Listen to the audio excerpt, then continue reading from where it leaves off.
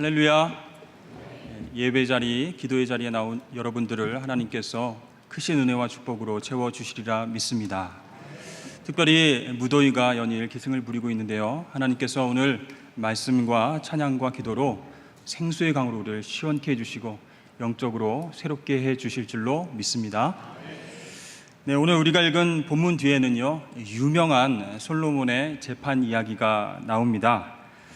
재판을 솔로몬 왕에게 신청한 두 여인이 한 아기를 두고 서로 자기 아들이라고 옥신각신합니다. 그때 솔로몬 왕이 어떤 명판결을 내리죠? 칼을 가져오라 해서 이 아기를 둘로 쪼개서 각각 나눠줘라, 이렇게 판결을 합니다.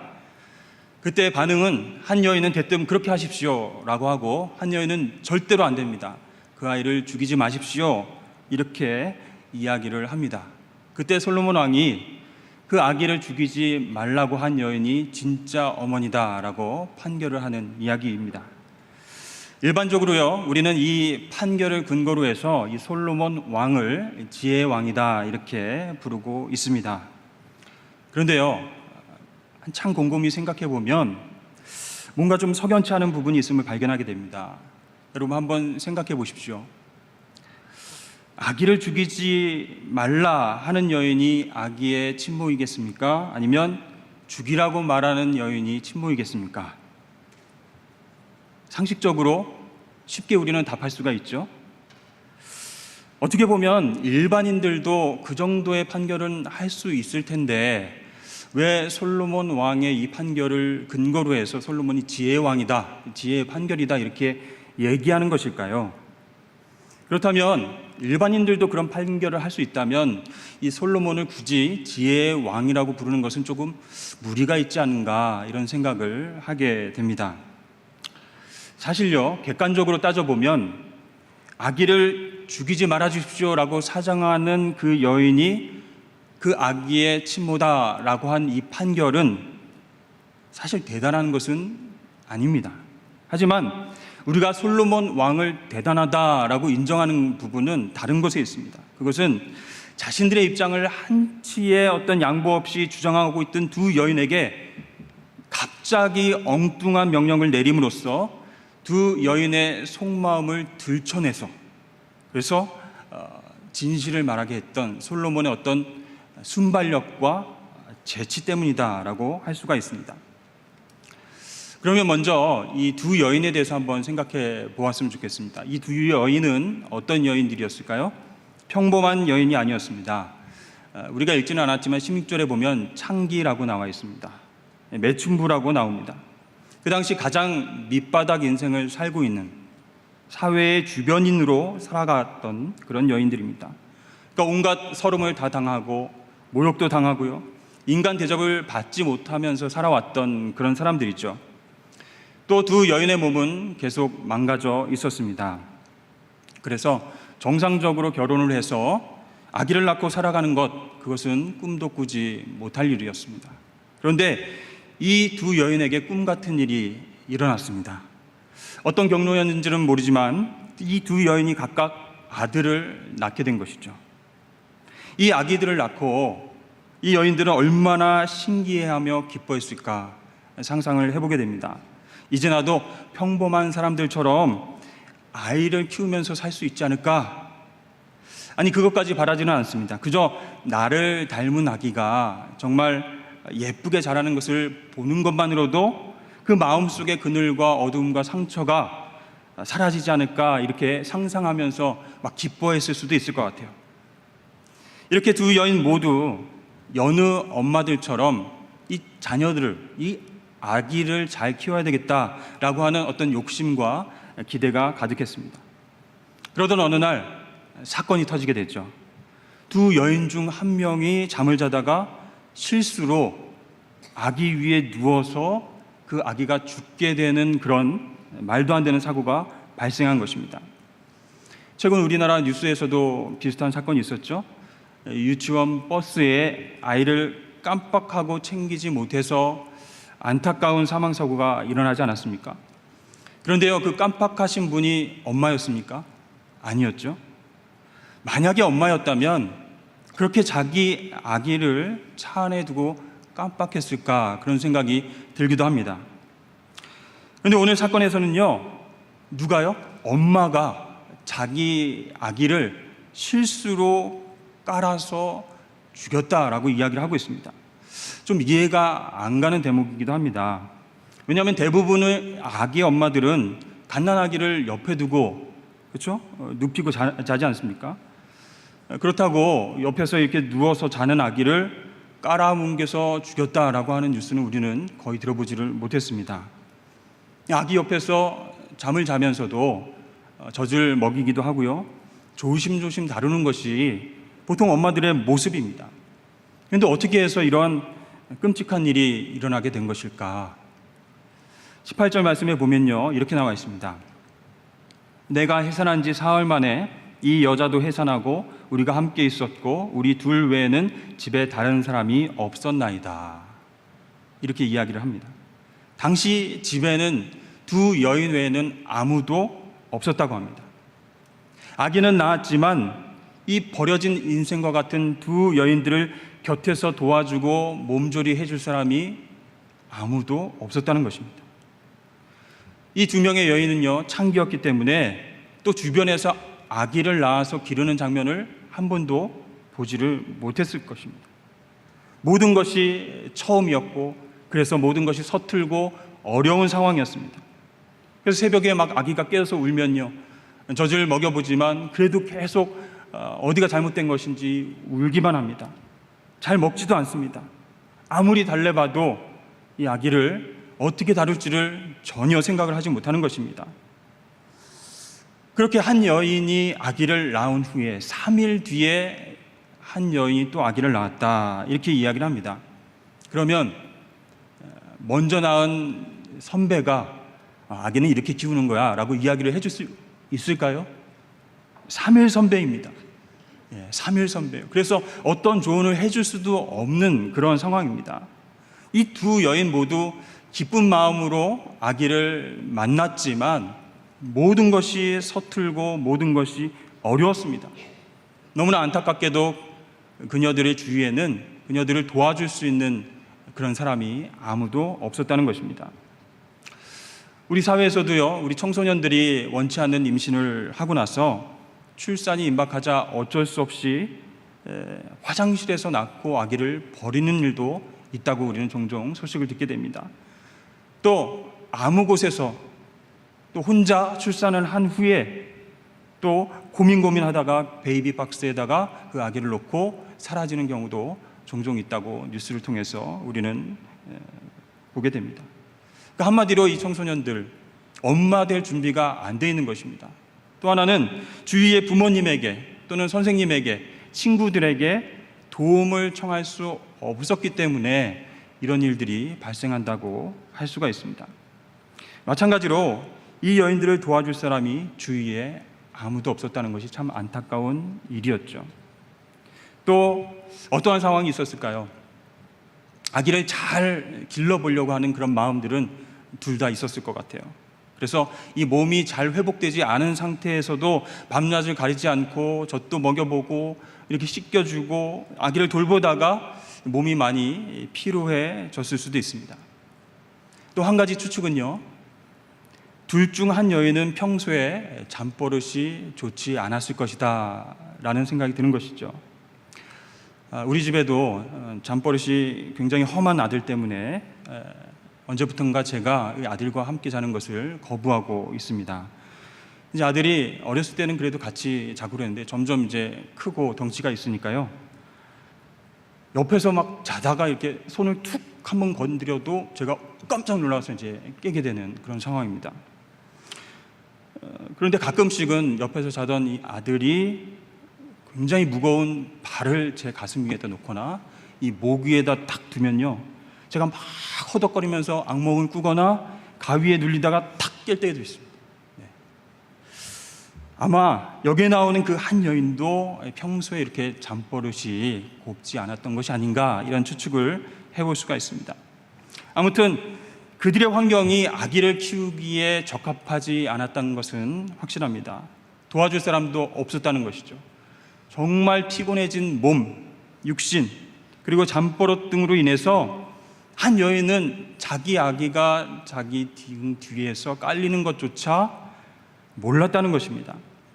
이런 정황들을 생각해 보면 이 본인의 아기를 깔려 죽게 한 이 여인, 참 불쌍하게 느껴지게도 됩니다. 얼마나 힘들고 피곤했으면, 얼마나 막 진땀을 흘리고 뻘뻘 흘리고 아기를 막 그렇게 대했으면 사랑스러운 자기 아기를 스스로 죽이고도 몰랐을까. 참 안타까운 마음이 들기도 합니다. 그런데요, 사건은 그때부터 시작됩니다. 자, 아기가 죽었습니다. 일어나서는 안 될 비극이 지금 이 여인에게 일어났습니다. 그런데 심각한 문제가 생겼는데 어떻게 처리해야 될지 막 생각이 안 나는 거예요. 당황합니다. 그런데 마음속으로는요, 죄책감과 슬픔, 그것이 막 밀려와가지고 몸이 막 떨리면서 눈물이 앞을 가리는 거예요. 몇 시간 이렇게 끙끙 앓다가 고민하다가 이 여인은 해서는 안 된 일을 저지르고 맙니다. 죽은 자기 아기를 살아있는 아기와 바꿔치기 한 것입니다. 이 중범죄를 저지른 것입니다. 여러분, 그 여인의 마음은 어땠을까요? 그냥 바꿔치기 하면 모든 게 해결되겠지, 편안했을까요? 아니죠. 얼마나 두려운 마음이 엄습했겠습니까? 엄마로서 이 아들과 함께 살고 싶은 소망과 꿈이 정말 크고 많았는데 한순간 자기 실수로 인해서 다 물거품이 되었습니다. 그런데 계속 함께 하고 싶은 거예요.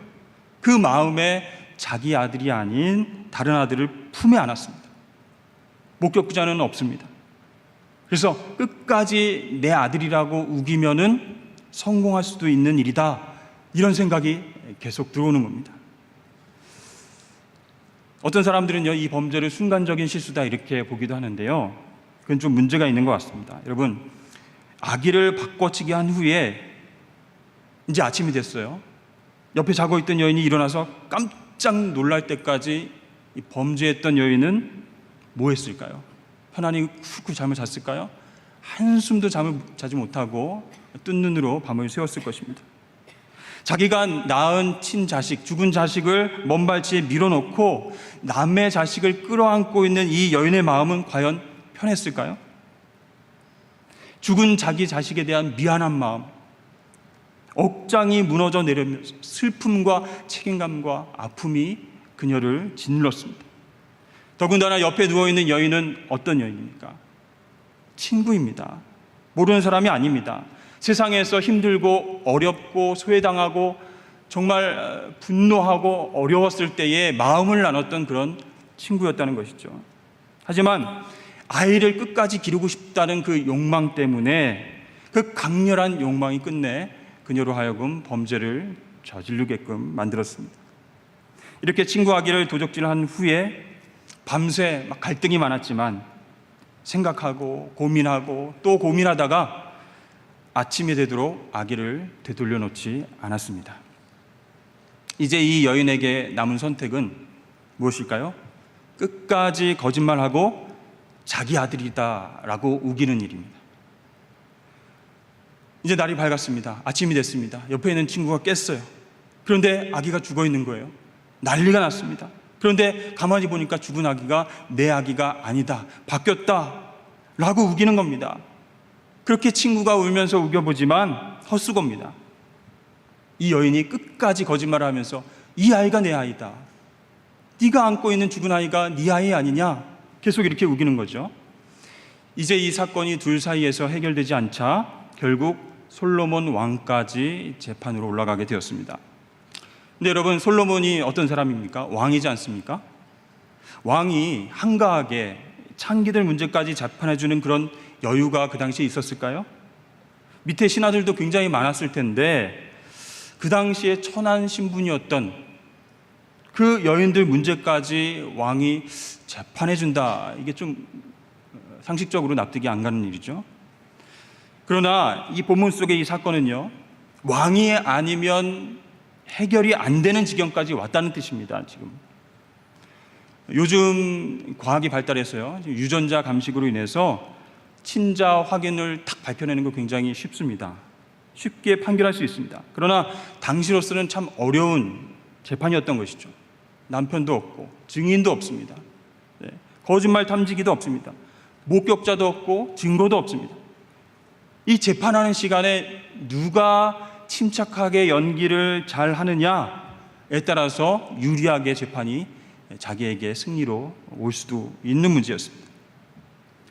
추정을 해보면요, 이 솔로몬 왕에게까지 이 재판의 문제가 올라오기까지 전에 이 문제를 해결하기 위해서 수많은 재판이 있었을 것으로 생각이 됩니다. 그리고 이 앞선 재판들, 그 재판들에서 이 부도덕한 일을 저질렀던 여인은 어떤 생각을 했을까요? 이 재판에서 지면 난 끝장이다. 이 아기도 뺏기고 나는 또 감옥에 갈 수 있다. 이 생각 때문에 온갖 꾀를 내어서 거짓말을 하고 명품 연기를 계속 해왔겠죠. 그래서 바뀐 이 아기의 신체적 특징을 막 이렇게 살펴보고 미리 확인해 물어보면 바로바로 대답할 수 있도록, 우리 아기 엉덩이에 이만한 점이 있어요, 뭐 이런 신체적 비밀들을 미리 그 바뀐 아기를 확인해 나가면서 재판에 유리할 수 있도록 공부를 하고 준비를 했을 수 있습니다. 그리고 재판에 여러 번 참석하면서 이 마음이 담대해졌습니다. 처음에는 막 심장이 두근두근거려서 거짓말을 하다가 들키면 어떡하지? 이런 생각이 있었을 수도 있는데 여러 번 참석하면서 이 연기력과 더불어서 거짓말도 굉장히 세련되게, 침착하게 잘 꾸며냈던 것입니다. 그래서 마지막 왕 앞에 섰을 때 지난번 했던 대로 잘 해내는 거야. 지난번 했던 대로 담담하게 얘기를 하는 거야. 차분하게 거짓말을 잘 해야 되겠다. 진짜 엄마처럼 얘기를 해야지. 어쩔 때는 막 눈물을 흘리면서 그런 모성애를 보여줘야 되겠다. 이런 생각을 했을 수도 있어요. 그런데 여러분, 이 재판은 어떻게 끝났죠? 결국 솔로몬의 명판결로 진실이 밝혀지게 됩니다. 이 두 여인이 서로 필사적으로 내 아이다, 내 아이다 이렇게 변론했기 때문에 그 이전의 재판관들은 판결하기가 어려웠어요. 그래서 포기했습니다. 그래서 왕까지 올라왔는데 솔로몬은 굉장히 쉽게, 아주 간결하게 해결하게 되었습니다. 그 방법은 여러분 아시죠? 이 솔로몬이 여인들의 얘기를 가만히 듣고 있다가 아주 엉뚱한 명령을 내리게 됩니다. 칼을 가져와라. 그래서 아니 왜 칼을 가져오라고 그럴까? 그리고 둘 다 이 아기의 어미라고 하니까 공평하게 반을 탁 잘라서 각자에게 나눠줘라. 이 엉뚱하고 돌발적인 그 명령에 두 여인은 어떻게 됐을까요? 즉각적으로 이렇게 반응을 하게 되는 것이죠. 그래서 한 명은 내 것도 되게 하지 말고 나눕시다 이렇게 얘기를 하고요. 또 다른 여인은 안 됩니다. 제발 죽이지 말아 주십시오. 이렇게 즉각적으로 반응하게 됩니다. 결과적으로 보면 이 범죄한 여인은 솔로몬의 이 엉뚱한 질문에, 재치 있는 질문에 걸려들게 된 것이죠. 이 여인은요, 여러 번의 재판을 통해서 여러 가지 생각을 하고 또 예측을 했겠죠. 예측 가능한 질문들, 즉 이성적인 질문들에 대해서는 단단히 막 준비를 해왔을 것입니다. 이 아이의 특징은 뭐지? 거기에 뭐가 있습니다. 내 아이입니다. 생일은 언제입니다. 이런 것까지 다 준비를 해왔겠죠.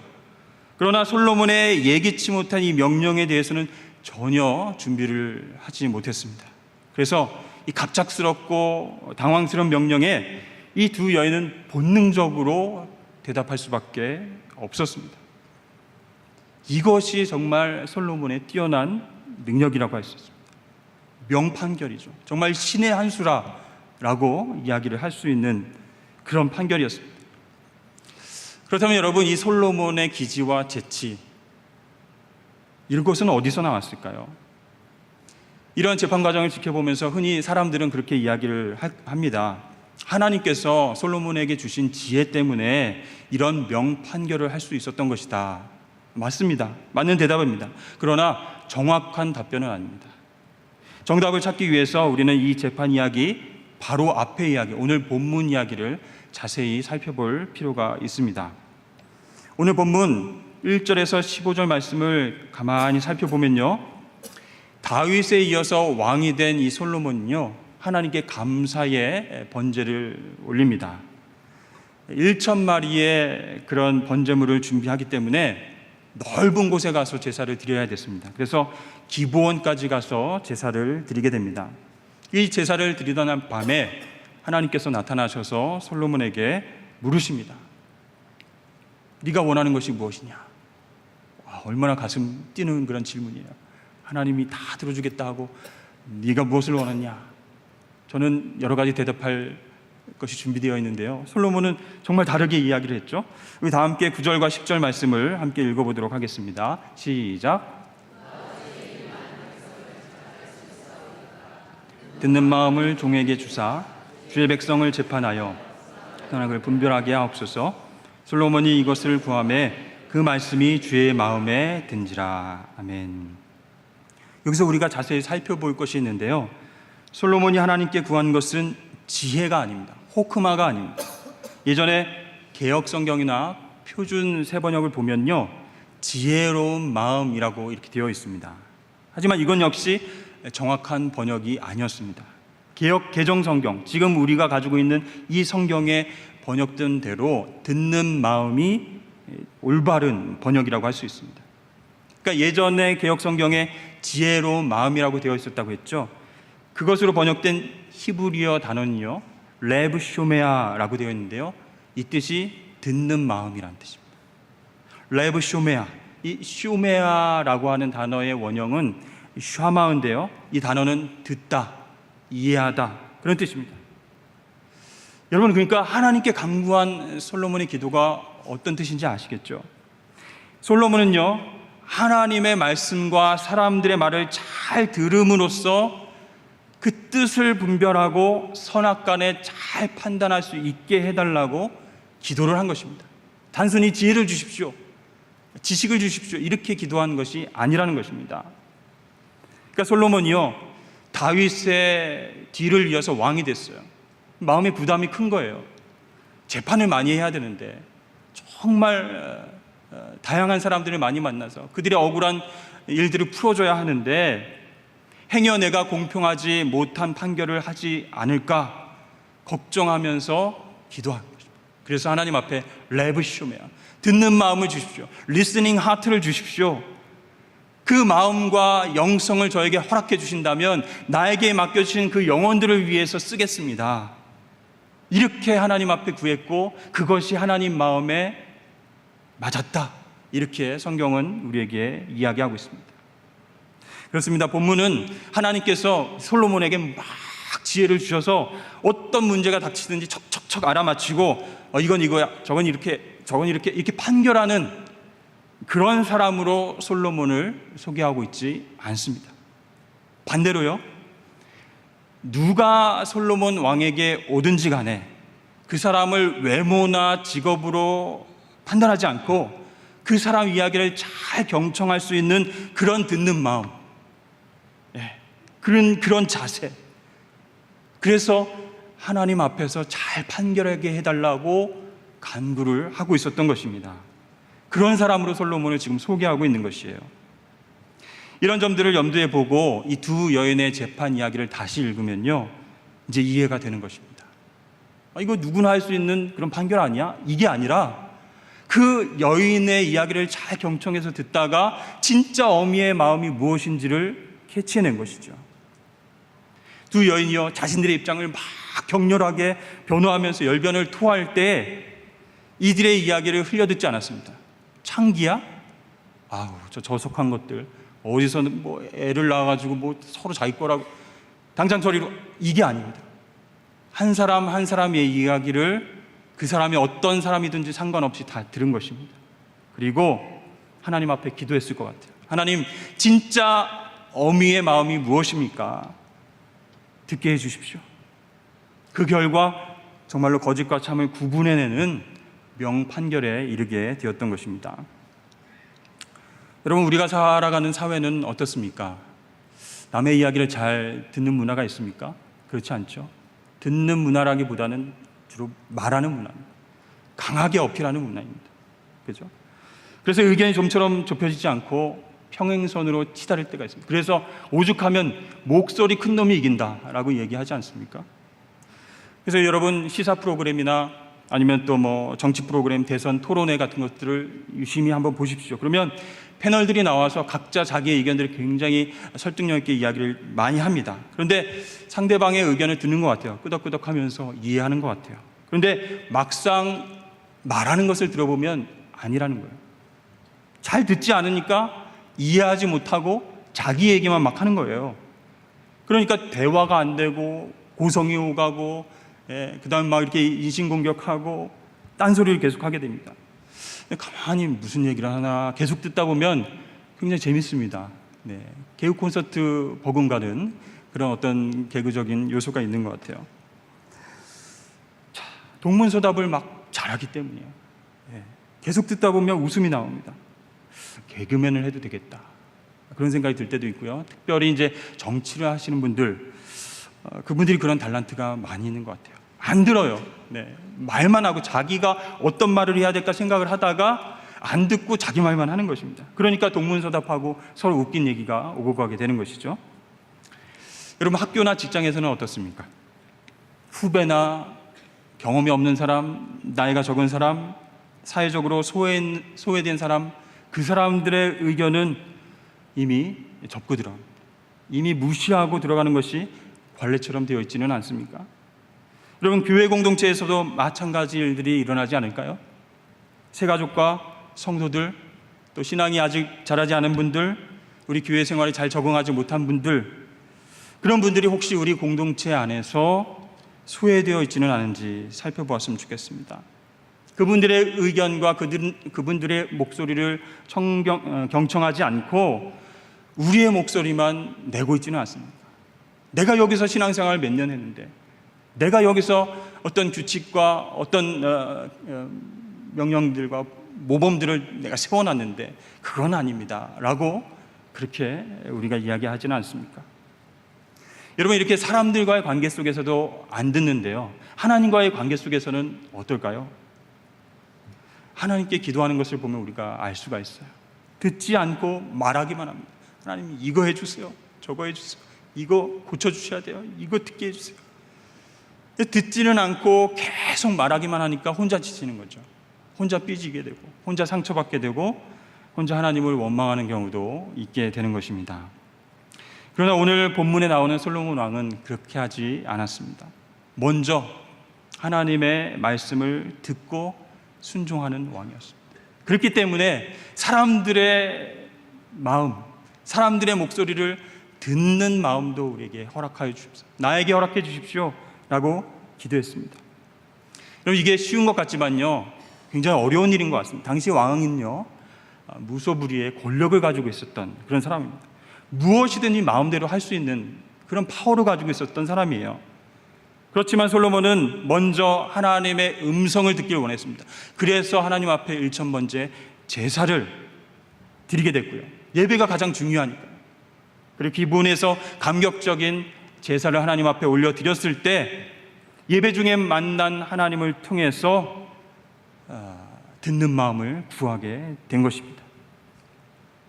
그래서 하나님께서 너무 흡족해 하셨어요.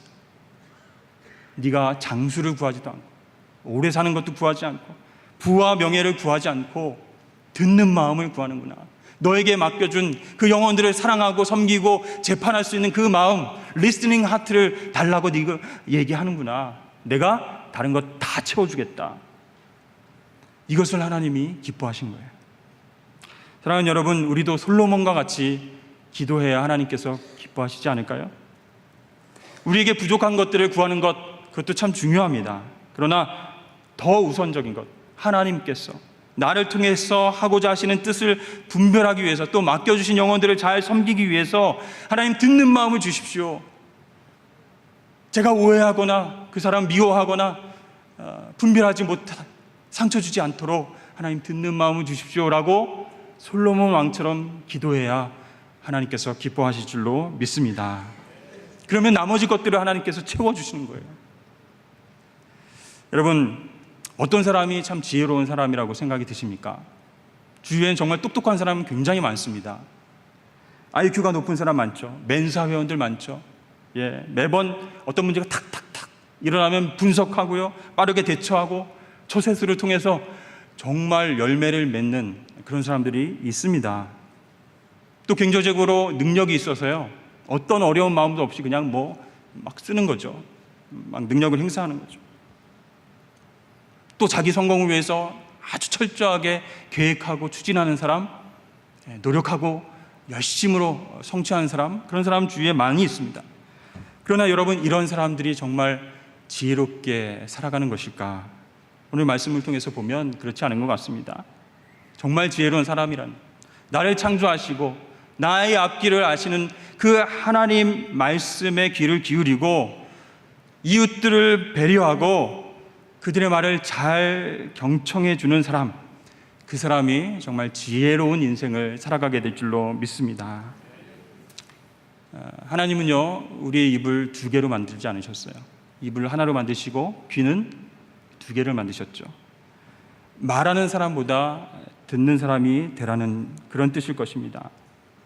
여러분, 우리 한국 사회는 그러지 못해, 우리는 소망이 없어, 이렇게 생각하고 있으시다면 우리 그리스도인이 먼저 그렇게 해야 되는 거예요. 먼저 들어야 되는 거예요. 믿는 사람들이 소외된 이웃들의 그 이야기를 들어야 되는 거예요. 복음을 알지 못하는 사람들, 억울한 사람들, 지쳐가는 영혼들, 그들의 말을 우리 그리스도인들이 먼저 들어주어야 하는 것입니다. 정말 예수님이 필요한데 다른 것을 찾아서 헤매이는 그 답답한 사람들의 말 들어주어야 복음이 우리 가슴 속에서부터 열정을 가지고 나올 수 있게 되는 것입니다. 여러분, 100마디 논리적인 말보다 정말 인내하고 참아주고 경청하는 그 마음이 그 사람과의 관계를 풀어주게 되는 거예요. 정말 별것도 아니에요. 신방하면서, 전화 신방하면서 1시간, 2시간 만나면서 아무 말 안 하고 그냥 들어주기만 해도, 잘 들어주기만 해도 그분의 마음이 풀게 되는 거예요. 여러분, 우리가 인생을 살아가면서 오늘 2 여인과 같은 일들이 우리 주변에 있을 수가 있습니다. 서로 자기의 의견이 옳다, 이렇게 이야기하고 주장하는 그 사이에서 내 의견을 보태서 소음을 내지 말고요, 누구의 잘못인가 판단해 주지 말고요, 이성적으로 관찰해서 너는 이래서 잘못했고 너는 이래서 잘못했어, 이렇게 판결하지 말고요, 마음을 열고 들으실 수 있기를 축복합니다. 그 입장에 서서 하나님의 마음으로, 영원 사랑의 마음으로 경청하며 들으면 하나님께서 지혜롭게 판단할 수 있는 그런 능력을 우리에게 주실 줄로 믿습니다. 저는 목사이기 때문에 듣는 것을 잘해야 되는데요, 이게 잘 안 될 때가 있어요. 교우들과 만나서, 또 성도들과 만나서 상담할 때는 잘 들어요. 집에 가면 안 들려요. 아내가 말하는 거 안 들려요. 우리 아이들이 말하는 거 안 들려요. 그냥 이렇게 제가 편한 대로 해요. 여러분, 다 들어보지 않고 판단할 때가 얼마나 많이 있습니까? 그럼 먼저 마음을 딱 닫을 때가, 그럴 때가 많이 있습니다. 그것이 하나님 앞에서 얼마나 부족한 일인지를 나중에 깨닫고 저도 회개하게 되는 것입니다. 여러분, 하나님은 우리를 사랑하셔서 우리의 기도를 매번 들으시는 분인 줄로 믿습니다. 그리고 들으실 뿐만 아니라 응답하시는 하나님이신 줄로 믿습니다. 우리가 그 사랑을 경험한 자녀들이라면 하나님의 말씀을 들어야 돼요. 다른 인간의 소리에 귀 기울이면 안 돼요. 여름 수련회를 통해서 로마서 말씀을 들어야 되는 거예요. 하나님 말씀 가운데에 우리 삶 속에 정말 필요한 영적인 자양분이 있다는 것을 깨달을 수 있으려면 들어야 되는 것입니다. 또 이웃들의 말을 경청해서 들어야 됩니다. 그 사람의 신분이 어떠하든지, 그 사람의 능력이 어떠하든지 상관없이 하나님의 마음으로 듣는 마음을 주십시오 라고 기도한다면 하나님께서 우리의 그 마음을 아시고 하나님 뜻을 분별하고 매번 승리하는 삶을 살 수 있도록 도와주실 줄로 믿습니다.